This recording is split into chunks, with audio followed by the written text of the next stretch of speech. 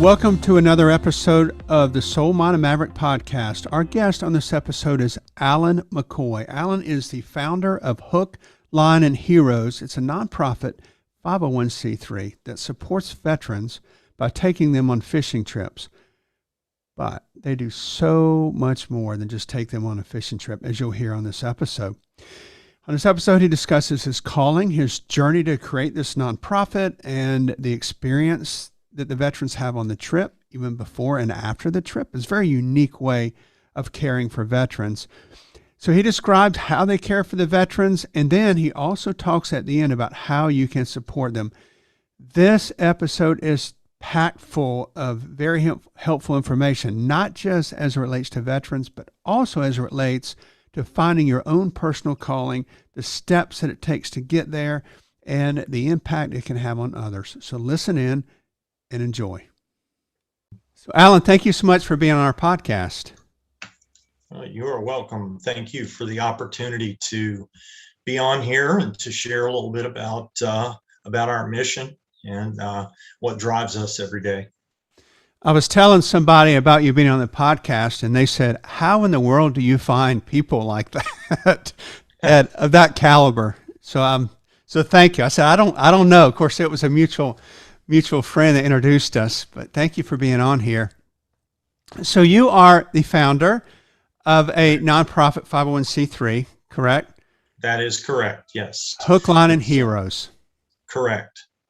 So tell us about, and go as in-depth as you wish about this. I was fortunate to hear some of this the other day, and we could tape for 3 hours and it not be enough, but tell us as much as you want in depth about how you got started.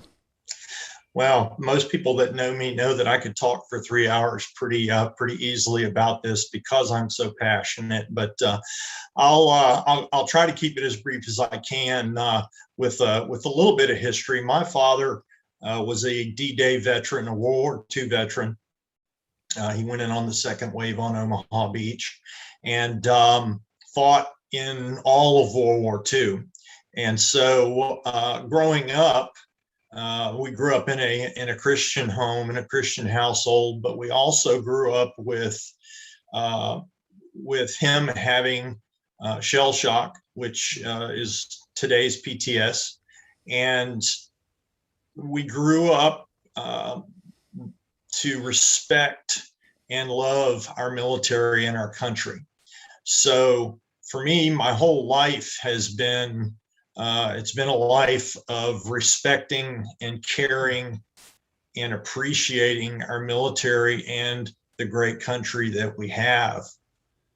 And I'm a big follower and collector of some military memorabilia and stuff like that. So it's been around for a long time. But for Hook, Line, and Heroes, it's a calling for me. We moved my wife and I and our son moved to Charlotte in 2014. And when we moved to Charlotte, I told my wife, I said, in the past, we've always been involved in community and have always been involved in giving back, but we were always going in opposite directions. And so I told my wife, I said, let's take a year when we moved to Charlotte and let's just get ourselves acclimated, and then let's pray about it a lot, and let's see where the Lord leads us. Mm-hmm. And so after getting here and getting settled in our church and just really getting to know the community and continuing to pray about it, we really weren't getting a lot of direction. We were involved in a few things through the church, but we really weren't getting a lot of direction. And out of the clear blue, one day I was flipping through the channels on TV and I found this fishing show that had a professional bass fisherman, and he had a Iraq War veteran on his boat. They were out in Texas, and through watching that and seeing the bond, I thought to myself, this is really what our veterans need. Mm-hmm. I was a teenager through the Vietnam War, and then growing up through the Gulf War, the Iraq War, I really started to see the way that our veterans were treated when they came back and the quote unquote parade was over. Mm. So, my first thought after seeing this and really coming to the realization that that's what our veterans need was, how can I get involved in this? I started making phone calls, and I started doing research into the fishing community. And what I quickly found out was, first of all, the show that I saw was a one and done type thing. It was just a special that they had done.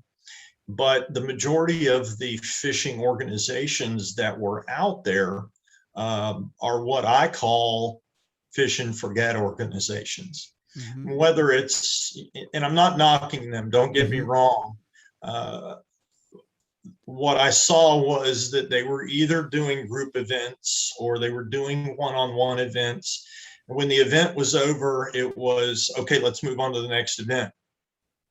And so I started to really think about that and really digest that and think about what the true needs are of our veterans. Mm-hmm. Because of PTS and PTSD. You'll find me call it PTS a lot, simply because our veterans don't believe it's a disability or a disorder, and neither do I. So really started thinking about it a lot and praying about it a lot and just trying to figure out what a direction would be or what I could do. I was been an avid fisherman my whole life, grew up in South Florida. And on May 12th, 2017, I was sitting in my men's Bible study at 6:30 in the morning. And this is going to sound crazy, but I'll explain. God tapped me on the shoulder and he said, hey, you need to take your passions and you need to do something with them. Mm-hmm.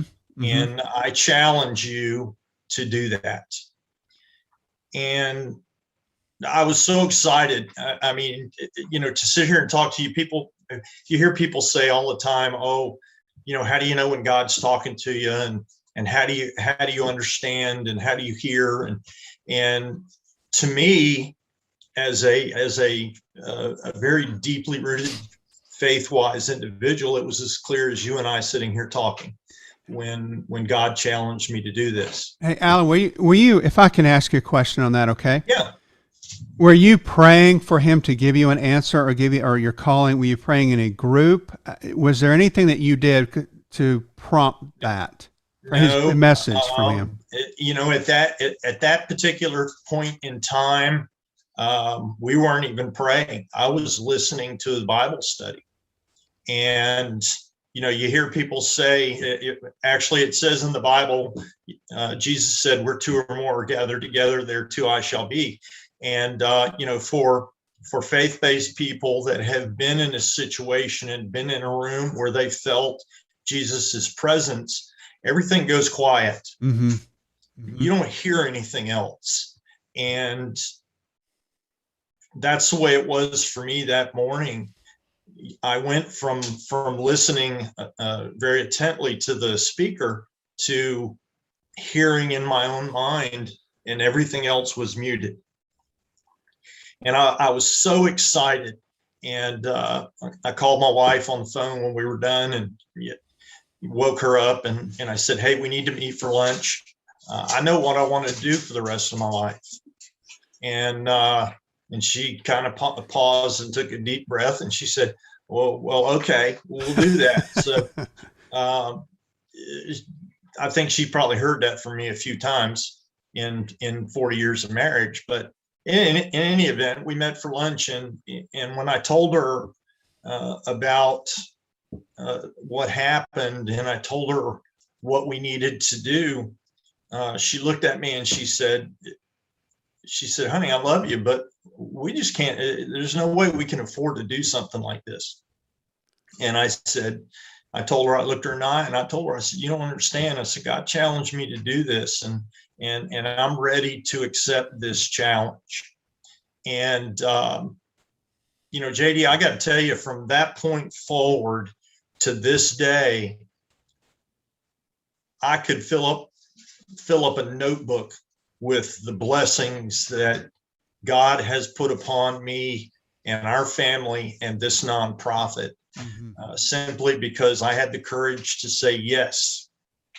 And so over the next, I guess it was 6 months or so, 6 or 7 months, through with my wife and my oldest son and his wife, we developed the name, we developed the concept of Hook, Line, and Heroes. And I'll go into that a little bit more in depth in a minute, but we developed the whole process. And by the end of 2017, we were a full-fledged 501c3. And when we started, getting a book, Nonprofit for Dummies, is an understatement for me. I had no idea where to even look, but God pointed us in the right directions, and he gave us the answers that we needed. He put the people in place for us to answer the questions and to help us get through the process. And that's where we started. We actually, that was in May, and we did our first trip in December of 2017. How was the first trip? Were you nervous? How about the first trip? Were you nervous because that's your first time that's your first time out with? No, I wasn't nervous for a couple of reasons. The first thing was I was on my boat, and it's a long story how that ended up, but I was on my own personal boat, and the veteran that I took out was somebody that I knew, and he fit the criteria for us. And I really wanted to get started, and I really wanted to try the concept on people. And so we made the decision to do that. And then, 2020, that was 17, 2018. I think we did 8 trips in 2018. We did about 1 a month.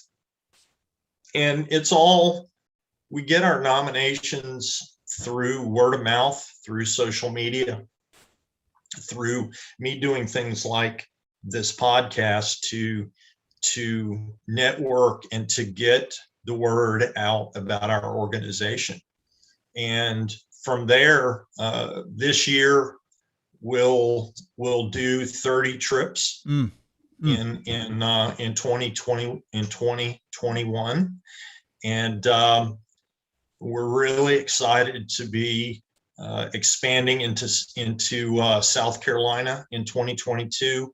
And we're more excited to be doing some trips nationwide in 2022. Word is getting out. We're starting to get applications from all over the country. And to this point, we haven't been able to afford to do that. But I think that, God works in mysterious ways. And while people say he doesn't give you more than you can handle, I also am a firm believer that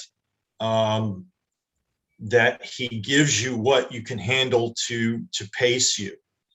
I'm a 30,000 foot view guy, and I have big plans and big expectations, but at the same time, I feel like God has given us the funding that we have had to keep us in check each year and allow us to grow slowly. And the end of this year, like I said, he's given us the applications from around the country. I think we have 8 applications now from around the United States. And I've talked to each one of those veterans, and I've told them where we are and what the expectation is for 2022. And everybody's excited to be part of that. So, that's the direction that we're going at this point. There's a couple of things that I know about you guys that make you unique, and you referenced it early. After you have the event, you have a process to keep in touch with them and keep developing the relationship with them. Can you describe that? Yeah, a little bit of understanding about the organization. I'll go into the application process first. We have a nomination process that is on our website, www.hooklineandheroes.org. Mm-hmm. And someone can either nominate a veteran, or a veteran can nominate themselves. They have to have a service-connected disability. And at that point, the nomination form comes to me, and we start the application process. Once we get certain documents, then we review and make sure that it meets the criteria, and we approve it, and we start planning the trip. And that's really where the relationship development begins. One of the backbone items for our organization is the fact that we feel that our veterans need support, they need relationship, and they need constant communication with people that care, Mm-hmm. that people are truly interested in them as individuals and want to take the time to talk to them. So that's where it starts. At that point is starting to plan the fishing trip. And I'll go into the fishing trips in a minute, but through the process, and then after the fishing trip is over, we call each of our veterans every single month. We have what we call an outreach team, and the applicant, or not the applications, but the alumni are split up on that team, and each person calls every veteran every month. And the goal is to give them an opportunity to talk if they have something on their heart, to let them know that we love them and we care about them, and to make sure they're doing okay. We want to make sure they're staying healthy. We want to make sure they're getting what they need, the foods. If they have a repair on their house that needs to be done, we're here to try to help them find something like that if that's what they need. The last thing we want is for one of our alumni, or for that matter, any veteran, to sit in a house and be overwhelmed by stress and anxiety due to the physical and emotional scars of war, and not think that anybody cares about them. And that's a big part of PTS, is the guys and gals become very introverted, and they become very secluded. They don't want to talk to anybody. And the reason that they don't want to talk to anybody is because they don't think people care, and they don't think that they're worthy of that. And so our goal is to break that barrier. I mean, we're losing 25 veterans a day to suicide. And I always encourage anybody I talk to, if you know a veteran, if you have a neighbor that's a veteran, man, pick up the phone and just say hello. Just say thank you.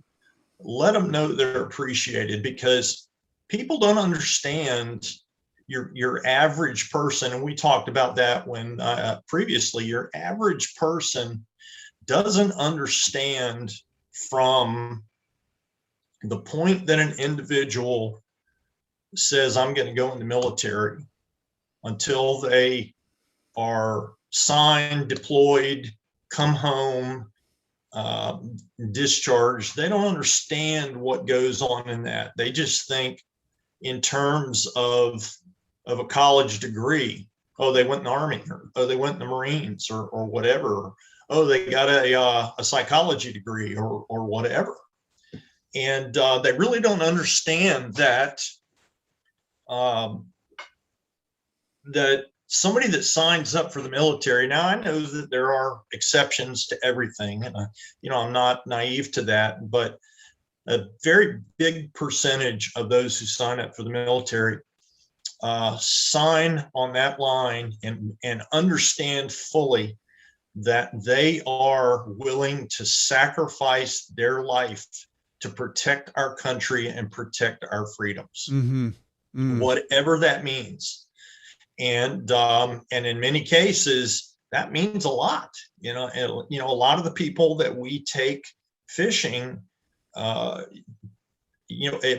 to that sacrifice means that they are all in wherever they're at, if they go to war or whatever. And that also means putting your family, whether it's immediate family or your biological family, putting them on hold, putting them on the back burner and saying, you know what, you guys are important to me. I love you, but sacrificing my life or protecting my country and my rights are more important at this point in time. Mm-hmm. That's a level of sacrifice that's hard. You describe it to me, and I can start to understand, but I can't. It's beyond the ability to understand. You can't fathom that. So then what happens is they go to boot camp, and based on what I've been told and based on what my dad shared with me, which was very little, when they go to boot camp, basically they break them down to the point that they're no longer depending on family. They're depending on the guy standing next to them. That becomes their family. And the expectation, whether they're deployed or not, the expectation is that you protect the guys that are standing next to you or in the foxhole with you or in the tank with you or whatever. They are now your family and they're your number one priority. So, you think about it for a minute, you see a guy that is now your family get wounded or get killed. Think about the trauma that creates. Not only the trauma of seeing it, but the trauma of what could I have done to prevent that? So that's where the unworthiness comes from in the equation. And you've got guys that have seen half of a platoon get wiped out, or 5 of your buddies in a Humvee that hits an IED.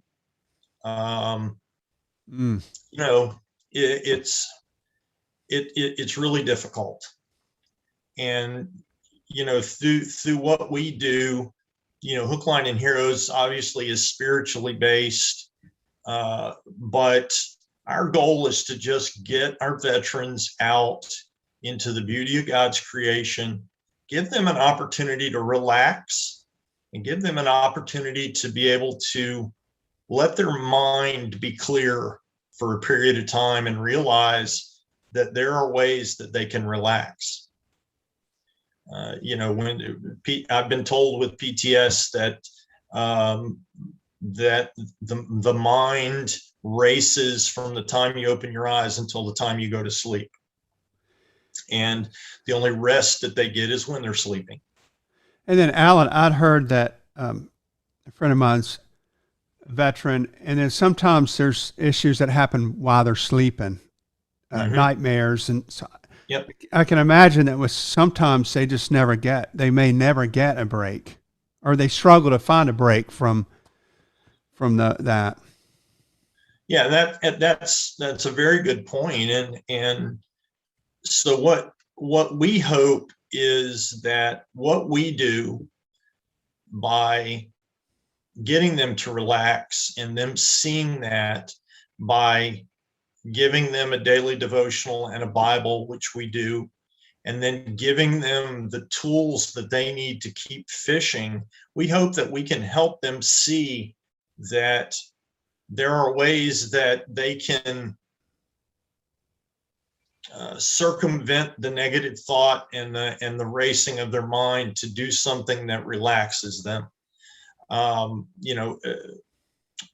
The outdoors, especially the water, it is a proven fact that it has relaxing impacts on the mind and body. I just recently posted some things on our Facebook page that I had read about how it helps the mind and body. And yeah, that's what we're about. We're about getting our wounded veterans to realize that they don't have to sit around and, whether it's reading the Bible or whether it's just going and sitting by the lake or whether it's going out and casting a line. I mean, one of the stories that I just absolutely love to tell, one of the veterans that we took in 2019, I personally talk to him every month, and he had not fished since the Vietnam War. Mm-hmm. He grew up on Lake Norman and had not fished since the Vietnam War. And we took him out, and he lives by himself, him and his dog. And now he carries his fishing stuff in his car, and he fishes a couple of times a week. He says, hey, man, he says, if I drive by a lake, man, I stop and throw a line in. Oh, that's great. And those are the kind of things that we want to hear. Another story that I like to hear is there's a gentleman over in near Greenville, South Carolina, who is he was catastrophically wounded. He lost both of his legs. And at the end of that fishing trip, he shook my hand, and then he gave me a hug, and he said, thank you for allowing me to be able to feel normal again. Oh. And I hear those kind of things so much, and that's what drives me to do more. When you meet them, and you had mentioned this when I first met you, was sometimes you can notice a difference from the time that you meet them, and when you take them fishing, it's not fishing. From the south, say fishing. Mm-hmm. It's not taking them to a pond bank with a cork in it. I mean, it's a charter boat down in Charleston off the coast, 4 or 5 hours, right?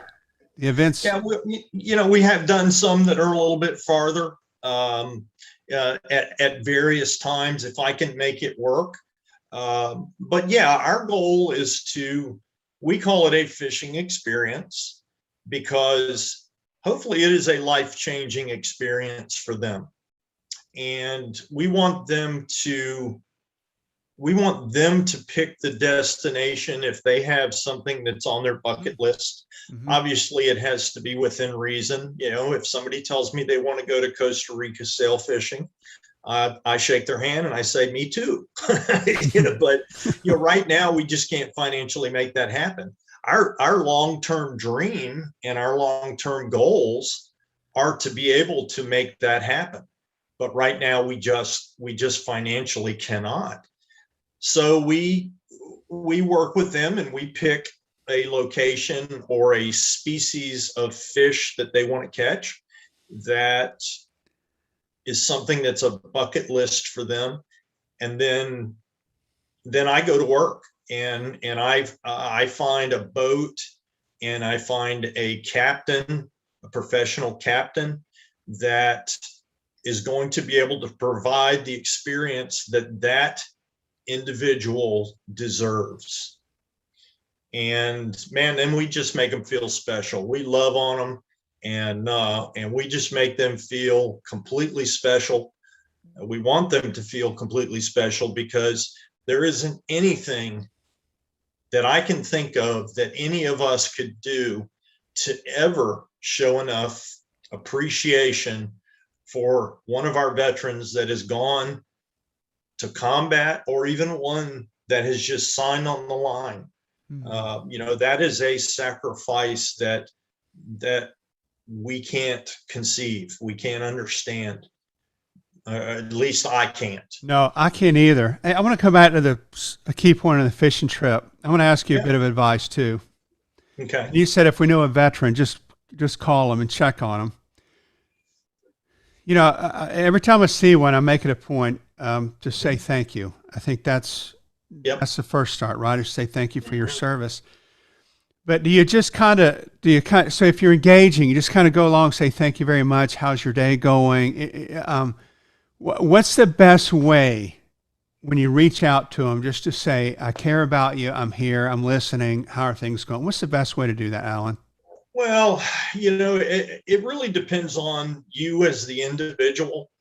And my wife will tell you, I walk up to a guy in uniform in the airport and I just stick my hand out and I say, hey, thank you for your service. I just want to let you know we appreciate you and we love you.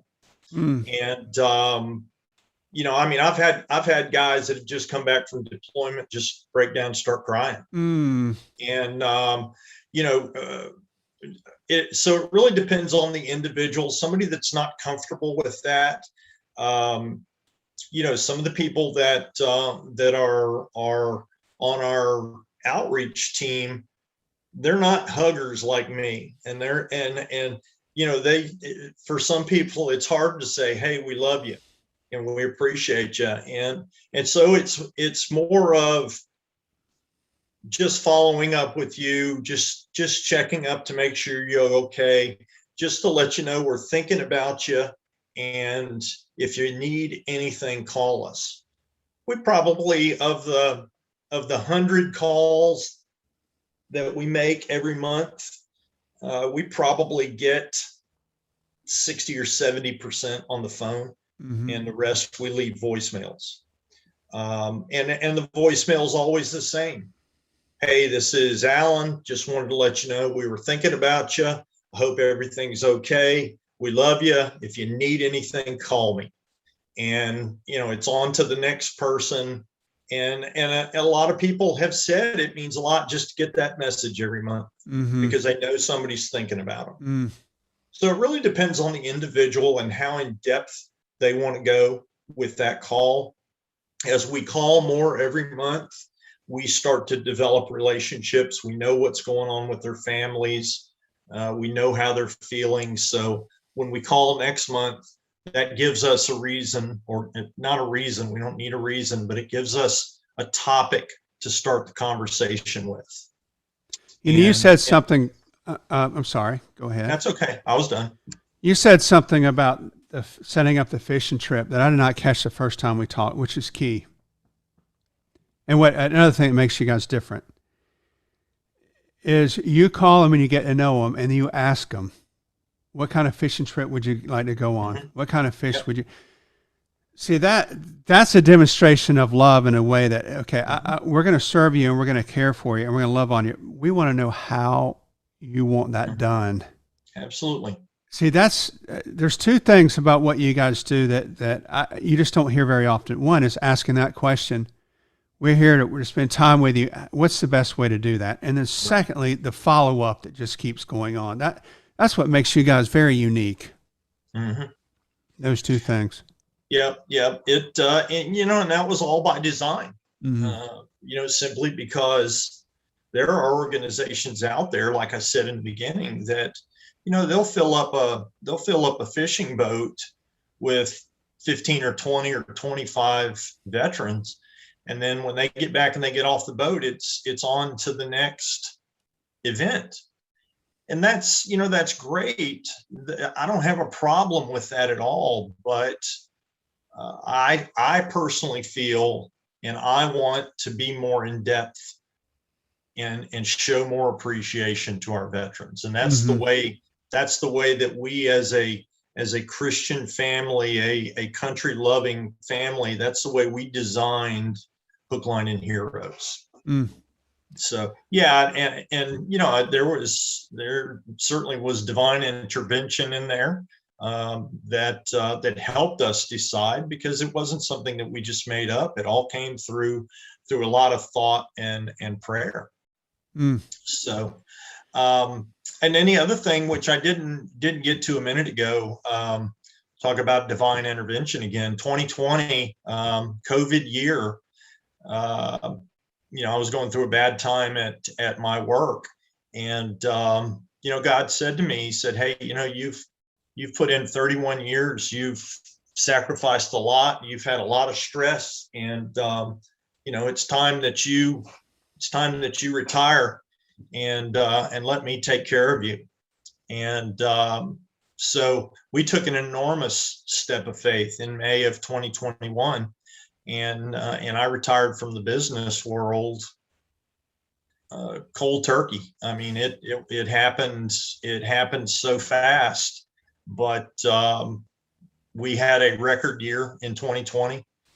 We increased the number of veterans by 70% that we served. And God took care of us. He took care of our family, and he continues to take care of our family and help us to thrive, to grow his mission. That's what it's all about for me, is growing his mission and growing his kingdom through Hook, Line, and Heroes, through example, and through service. I could ask 20 more questions, but I'm not because of what you just said. What a beautiful way you started it with a calling that you heard from him.